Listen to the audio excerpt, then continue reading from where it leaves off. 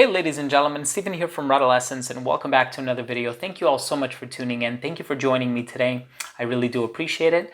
And in today's episode, we're going to be taking a closer look at a fragrance from a company for which I am the creative director. Of course, the company is Navitus Parfums, and the fragrance is called Virtus. So make sure to stay tuned.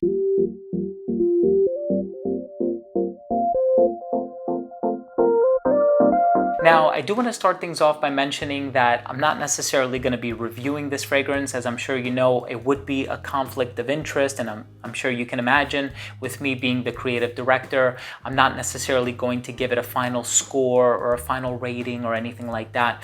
But I do want to give you some inside looks into how this fragrance was made, who the perfumer is, all of that information for those who are really passionate about fragrances and you want to know so much more about a fragrance than what can be interpreted on a superficial level and on the surface level. And so with that being said, let's go ahead and get into the video. So I am the creative director for Navitus Parfums, really super stoked and very happy and feel very privileged and blessed that I've had the opportunity to embark on this journey, and I've met some of my favorite perfumers.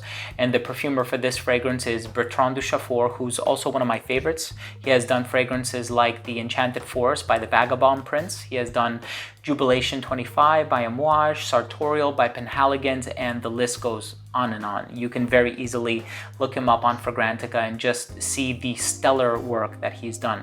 And here we have a fragrance named Virtus. Now this is a Latin name and it translates to strength.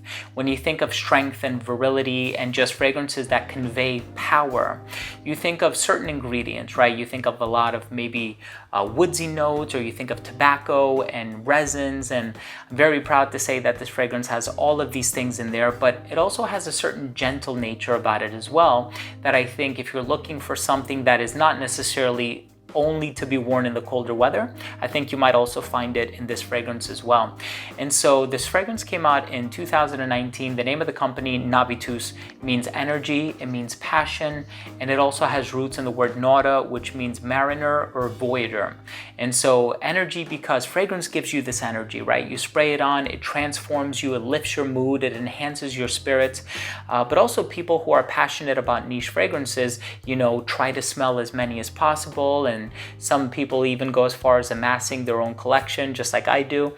And then for this particular fragrance, of course, I wanted to convey a certain virtue, and it's named Virtus because, like I said before, it means strength. And I want it to be the kind of fragrance where you spray it on and you give yourself the strength and you feel like a better person, you feel like a stronger person, you feel like you can take on any challenges or anything that your day might throw at you, any hurdles that you might have in your way. But I personally love the way that this fragrance smells. I think it's no surprise, which is why it's one of the fragrances that I shortlisted after reviewing hundreds of samples, and I'm excited to tell you a little bit more about the smell. But let's go ahead and start things off with the presentation. Now, I know I've already done a few videos for the brand on my channel, and the presentations are very, very similar. The only differentiation really being between the 100 ml and the 50 ml. But just in case this is your first time tuning into a Navitus Parfum review, I'm just going to go ahead and show you the really elaborate and ornate presentation. You have this infinity symbol motif here on the front, just has the name of the fragrance in the middle, the name of the company towards the top, and this is the 100 ml bottle. Now the sleeve comes off to reveal this very durable box, and it's a drawer style presentation, and it has this really nice texture to it, very sturdy and very durable. When you pull out the flap, you reveal this bedding of silk in which the bottle rests. And the inside of the box also has this card that has a popular Latin quote on the front. This one is Veni Vidi Vici, which means I came, I saw, I conquered. What a better quote to match up with a name like Virtus, which means strength. And on the back of the card, you have all of the ingredients along with 3 adjectives to describe the fragrance, and then you have the perfumer's name towards the bottom here, and it's Bertrand Duchaufour. Now, the color of this bottle is brown, and I used my synesthesia to pick the color of the bottle. This one just comes across smelling very rich and warm and honeyed, and I'm going to talk a little bit more about that in throughout the course of the video. But you have the name of the fragrance towards the top, you have the gold Zamac cap, looks a bit like a disco ball. I really love the presentation. You have a sticker on the bottom with your information, and the back of the bottle has those same 3 adjectives. The distribution on the atomizer is nice and wide, and this does have a pressurized atomizer so you can control how much you want to spray. Let's continue with the smell. Now, as soon as this fragrance opens up, you are definitely going to get this blonde tobacco note. Now, of course, I have all of the notes listed on the card as I showed you in the presentation segment, but for me personally, what my nose perceives, it opens up with this really smooth, almost tea-like blonde tobacco note. And this is something that also came out of the perfumer's mouth. He didn't say that it was tea-like or smooth or anything like that, but he said it's a tobacco of the blonde variety. And that's definitely what I'm getting here. When you think about some other tobacco-based fragrances, you think of, you know, a tobacco note that's perhaps more like a cherry tobacco, like a Cavendish sort of pipe tobacco. And then you also have some variations that are very dry and leafy and herbal in nature. But tobacco is a really, really common ingredient. It's been used in both designer and niche fragrances for many, many decades now. And so trying to create something unique, something novel, something that can stand out and stand on its own two legs was not necessarily the biggest challenge when you have such an exquisite perfumer with so much expertise under his belt, but it was something that from a personal standpoint I wanted to explore a bit further. And of course, you know, the end result is something that I think is very creamy. It's very mass appealing, super likable, and it's something that also has a lot of versatility. So I would sort of consider it a Swiss Army knife in that regard, in terms of seasons and occasions and gender, and we'll talk about all that stuff. But when you think of fragrances like Tobacco Vanille has this sort of cherry pipe tobacco kind of thing going on in there. Definitely not what you get here. Red Tobacco by Mancera also comes across smelling a little bit aggressive in terms of the tobacco that's used. It's certainly of a darker variety. When you smell the two side by side, that juxtaposition will reveal everything that you need to know. You'll see that this one is actually much smoother, much more tea-like, much creamier, much fruitier as well, because it has the fig milk, which can come across smelling a little bit like coconut, and then it also has this note of green mango, and then it's sort of drenched in this beautiful beeswax absolute and honey. And so it has this honey appeal, which comes across smelling at times vanillic, at times ambery, at times balsamic and resinous, and I think it adds to the gravity and the weight of the composition. But then of course you also have very sort of dry, herbal, slightly bitter tobacco fragrances like Tabaron by Creed, which is one of my least favorite Creed fragrances, probably my least favorite of all the ones that I've smelled, right next to Royal Water, although I do love a lot of Creeds as well. But this one in particular is a tobacco that is done right, in my opinion. And the thing that I immediately fell in love with is the fact that despite the fact that there are so many tobacco fragrances on the market, and so many that I personally own, this one really stood out to me, and I found it to be super different, and I like it because of its uniqueness and its originality as well.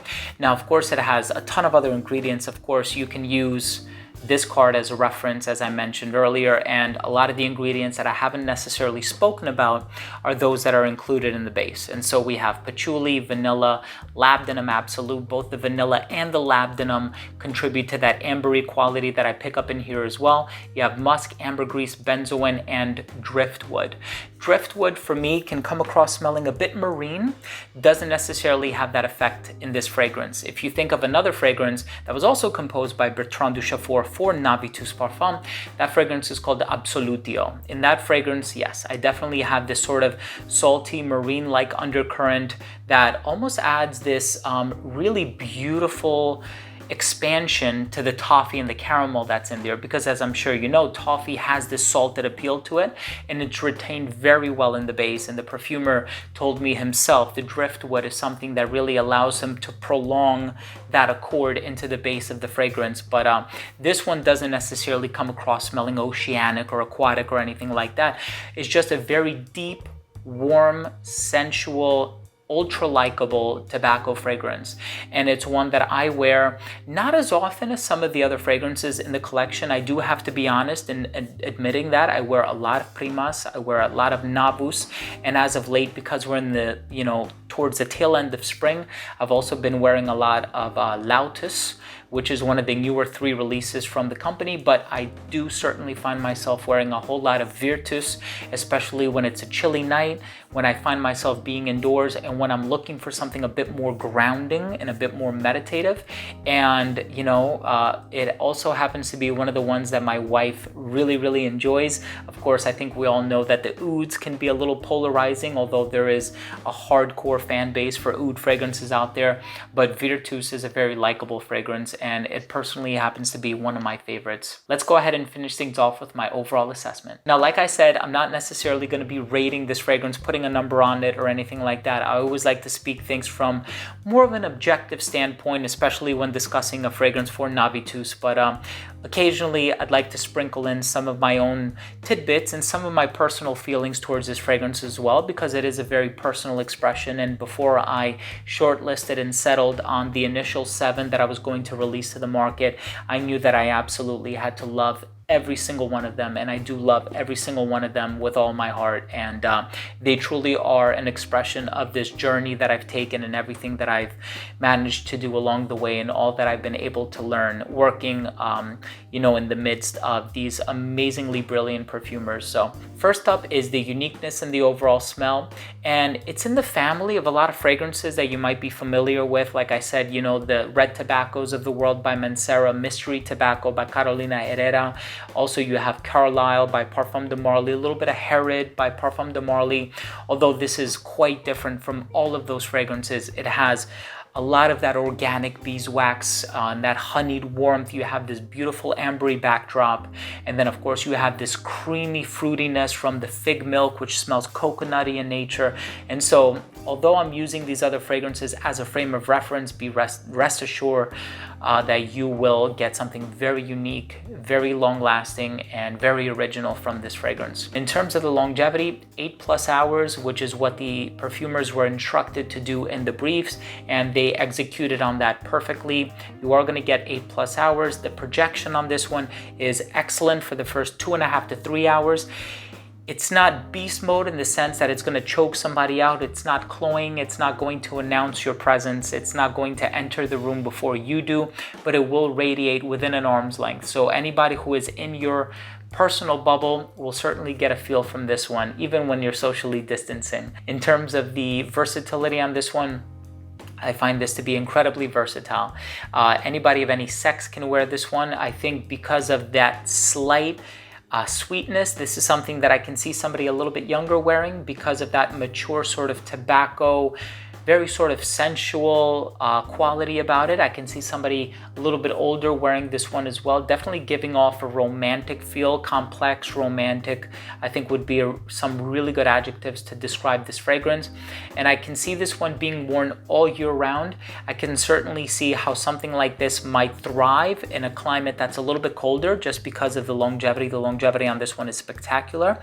But as long as you're wearing it in a climate controlled environment, truth be told, you can wear this whenever you want, all year round. In terms of the presentation, I'm personally a fan of it. I love the presentation for this fragrance, everything from the bottle to the gradients to the Zamek cap to the personalization on the card that comes inside the box, the silk bedding. My final verdict on this fragrance is it's one of my favorite tobacco fragrances of all time. Now that is definitely subjective. I'm talking about my personal tastes and my opinion.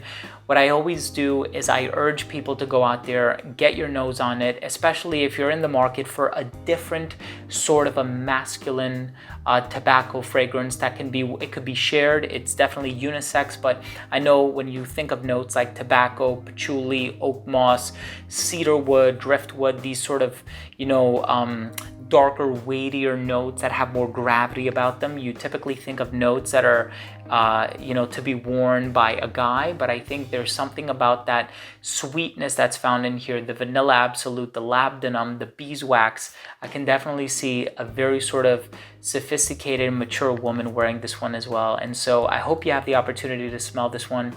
Thank you so much for taking the time to watch this video. Please sample this fragrance if you can. I'm going to leave all the information down below. And of course, there's free US shipping and also free worldwide shipping if you are considering purchasing 2 items or more. And we really do love your support. Thank you so much for taking the time to watch this video. If you're new to this channel and you took something of value from this video, I'm not going to call it a review, but if you took something of value from this video, I would really appreciate it if you could show your support by subscribing to this channel.